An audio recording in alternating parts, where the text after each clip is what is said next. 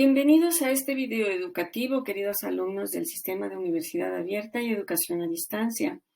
Mi nombre es Irma Isabel Telles Ortiz, soy médico de formación y asesora docente en la licenciatura de Enfermería de la UNAM, de la ENEO de la UNAM desde hace 11 años. Y en esta ocasión vamos a hablar del origen y la evolución de la psicoprofilaxis perinatal, que es la unidad número 1 de estudio de la asignatura de el mismo nombre.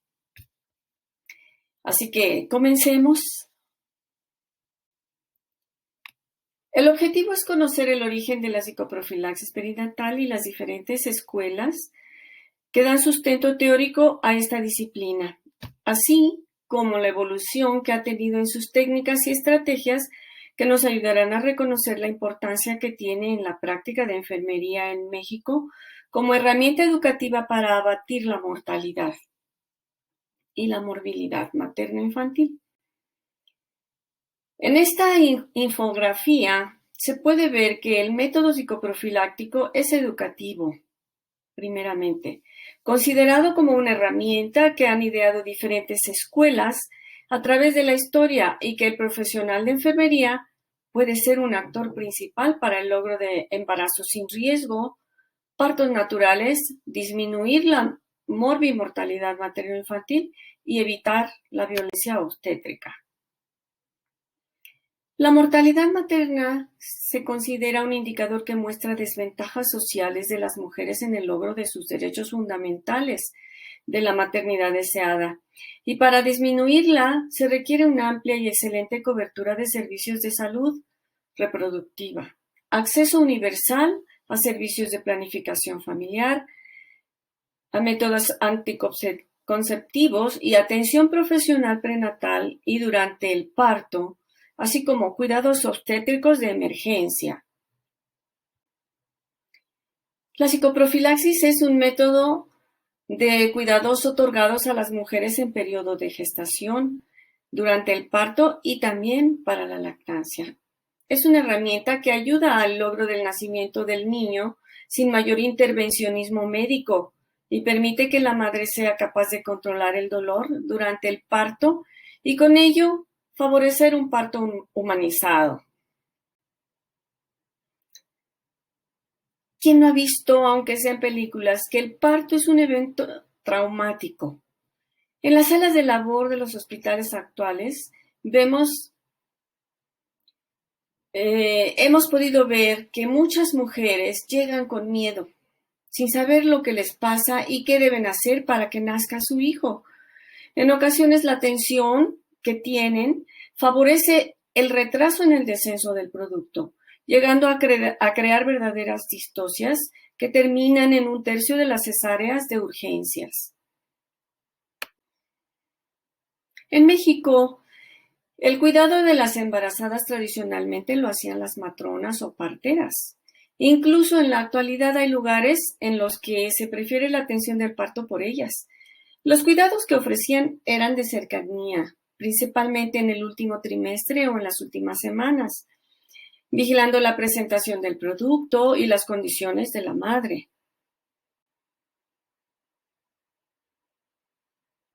Sin embargo, predominaban creencias y mitos como el decreto bíblico de parirás con dolor, que son fuente de estrés para la mujer. En el mundo, durante el siglo XVI, la Iglesia Católica comenzó a preocuparse por las almas de los fetos, que morían durante el parto y también por el control de los nacimientos. Entonces las parteras empezaron a ser asistidas por los párrocos para bautizar a los recién nacidos. Hacia 1768 se creó la primera escuela de obstetricia dirigida por médicos y cirujanos y se eliminaron las prácticas de partería por juzgarse peligrosas. Los médicos pensaban que las modalidades tradicionales del parto, ya fuera en cuclillas o sentadas, eran costumbres para mujeres ignorantes y las sustituyeron por la posición de litotomía. Así se instauró un saber sistemático y académico que abrió las puertas a la biomedicina. El origen de la psicoprofilaxis proviene de la observación de que algunas mujeres en trabajo de parto sufrían gran dolor. Para ellas se trataba de un evento traumático causado por mitos, por creencias, también por la ignorancia de lo que les sucedía y por miedo ante el dolor sin saber cómo comportarse o qué hacer. El método psicoprofiláctico entonces busca dar a la mujer una preparación para que sus contracciones uterinas sean regulares, para que dure menos el proceso y tenga menos sensación de dolor y logre la dilatación uterina cervical en forma fluida que con facilidad ayude a disminuir las molestias del dolor y disminuir el uso de analgesia y anestesia, así como la probabilidad de un parto por cesárea o con instrumentos como los forceps o las episiotomías. Se busca menor pérdida sanguínea y adecuada respuesta de la mujer para estar bien relajada y favorecer la oxigenación de los tejidos de la madre y del bebé. También se busca una mejor capacidad para la lactancia.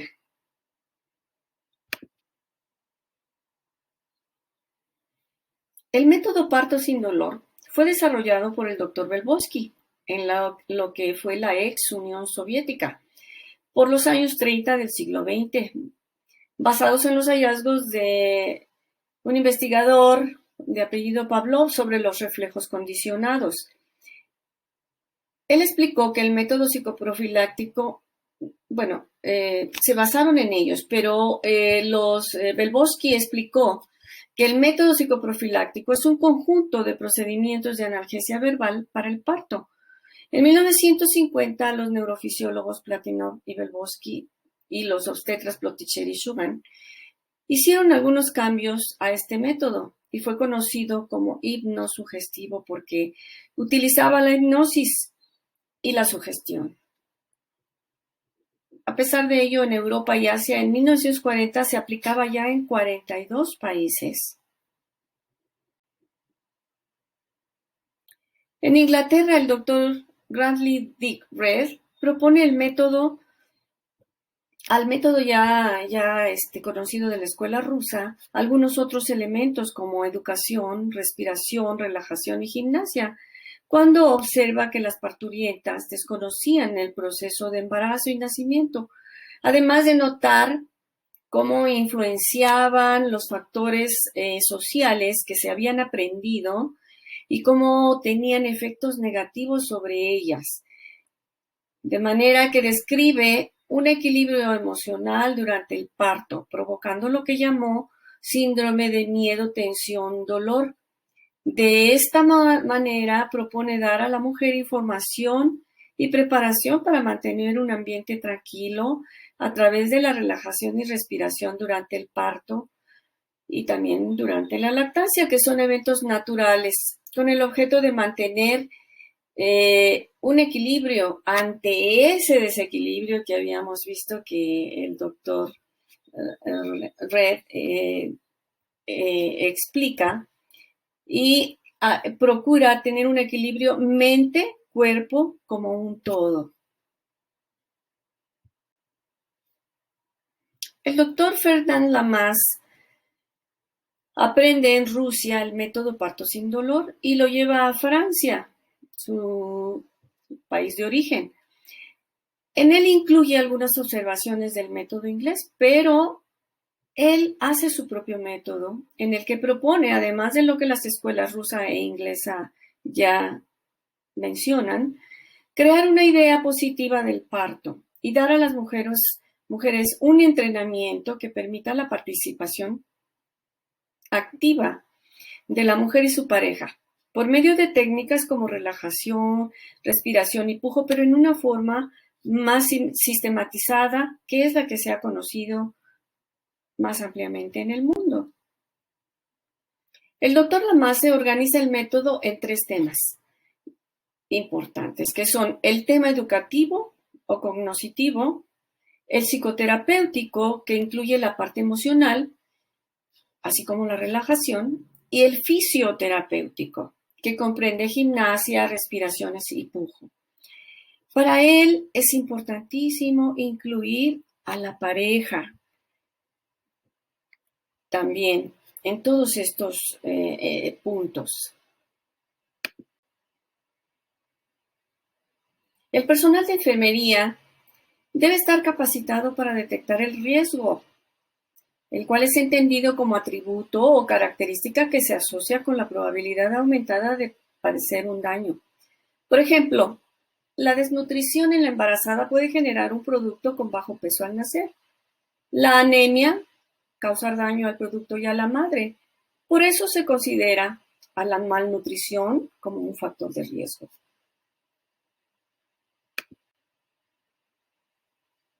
En México, la mortalidad materna se considera alta, aunque del año 2000 al 2015 bajó la razón de mortalidad materna, que significa el número de muertes maternas por cada 100,000 nacidos vivos, que era de 74.1 a 36.7 en el 2016. Sin embargo, aún se considera bastante alta, porque la meta para el 2015 era de 22.2, misma que no se alcanzó.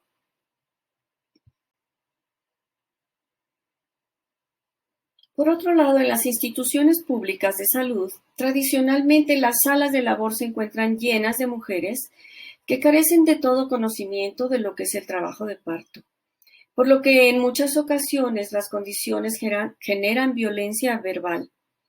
Pero también es fácil que se encuentre violencia obstétrica, como el exceso de intervenciones, bloqueos peridurales, episiotomías y cesáreas, que dan lugar a otras complicaciones. De aquí la importancia de que el profesional de enfermería tome conciencia de la trascendencia que implica aplicar métodos psicoprofilácticos en poblaciones con pocos recursos, proponiendo cambios en estas instituciones y exigiendo a las autoridades preparación y recursos para aplicar este método educativo a nivel del sector salud.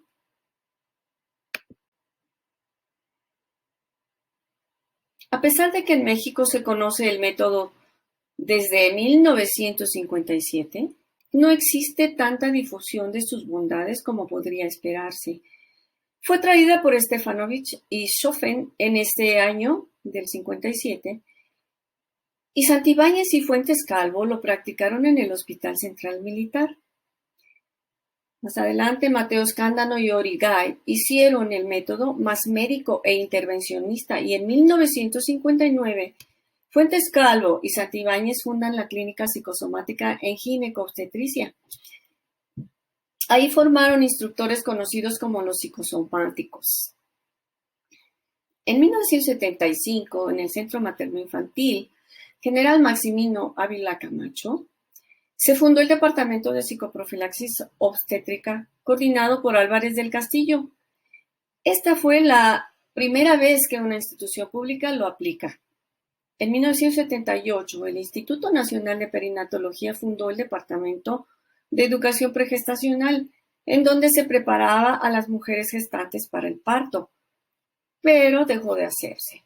En 1981, el doctor Villalobos, jefe de servicio de ginecobstetricia del Hospital 1 de Octubre del ISSSTE, inaugura el servicio de psicoprofilaxis perinatal, que duró más de 20 años. Sin embargo, lamentablemente ya no opera desde hace aproximadamente 5 años. La psicoprofilaxis es apreciada en el medio privado. Ahí es donde se imparten regularmente los cursos de preparación psicoprofiláctica a las embarazadas y sus parejas, aunque con un alto costo. En suma, podemos concluir que las mujeres embarazadas son sujetos vulnerables por diversas causas y que la mortalidad materna en México aún es alta.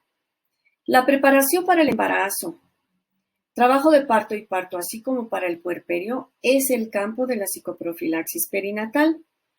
Mediante la educación en diferentes áreas que se han desarrollado a través de la historia en las escuelas rusa, inglesa y francesa. Es el método Lamaze el más aceptado en el mundo y traído a México desde 1957. El personal profesional de enfermería es de suma importancia para llevar la psicoprofilaxis al sector salud y así poder detectar los factores de riesgo e intervenir o canalizar adecuadamente a la embarazada. Con esto contribuir a disminuir las tasas de morbilidad y mortalidad materna y neonatal. La psicoprofilaxis se recomienda desde el segundo trimestre entre 7 y 10 pláticas durante el embarazo, pero en cualquier momento es útil. La educación, aún en el último momento, sirve, pero es mucho mejor una preparación completa desde antes. Estas son las referencias utilizadas para la elaboración de este video y aquí van a tener otras que pueden consultar para mayor información. Agradezco mucho por su atención y esperamos vernos en otro video de esta misma asignatura. Muchas gracias.